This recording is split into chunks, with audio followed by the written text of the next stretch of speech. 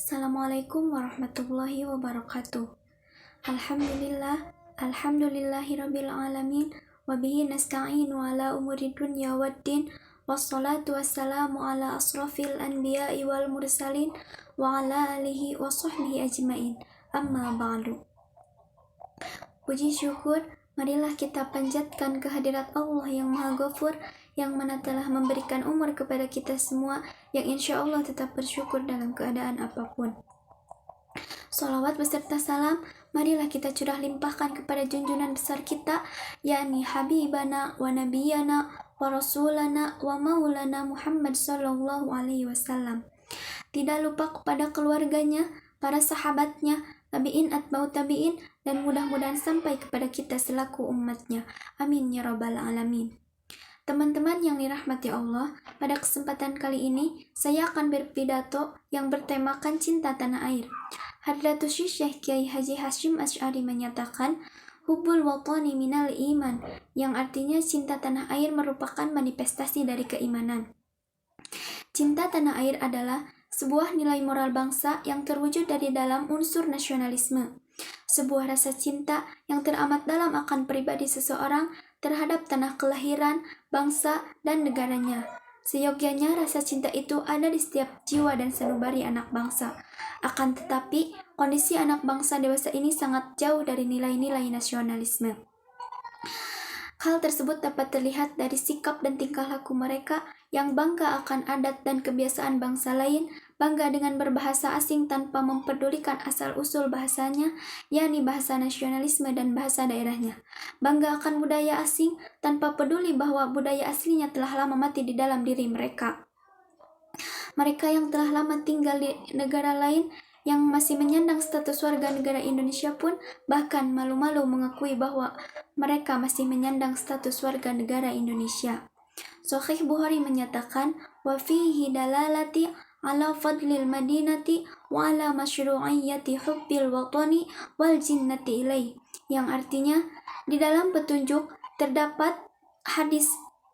hadis terdapat dalil atau petunjuk atas keutamaan Madinah dan petunjuk atas disyariatkannya cinta tanah air.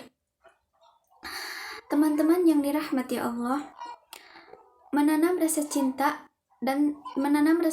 terhadap tanah air adalah suatu perkara yang sangat mudah, akan tetapi menjaganya, merawatnya, dan mempertahankan rasa cinta itulah yang sangat sulit untuk dilakukan.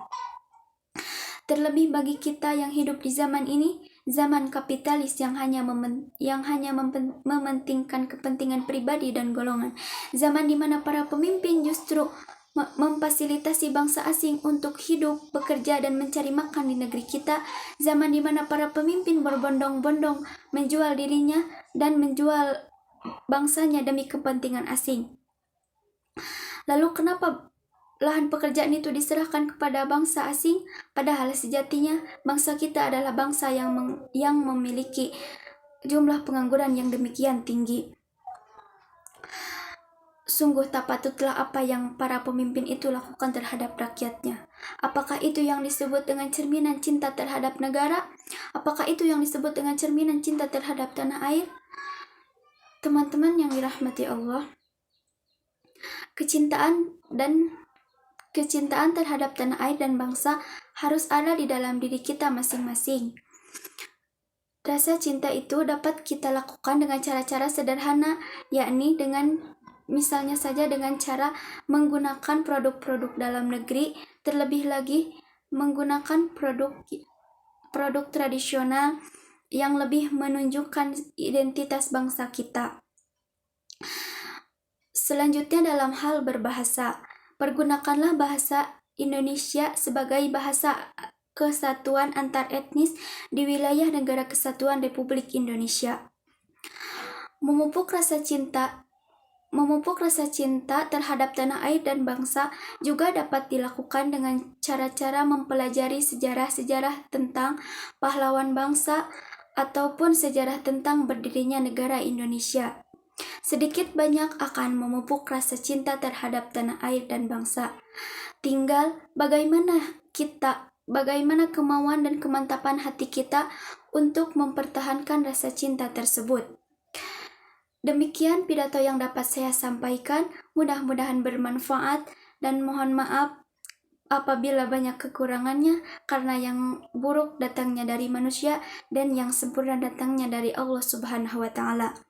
Wabillahi taufiq wal hidayah wa ridha wal inayah. Wassalamualaikum warahmatullahi wabarakatuh.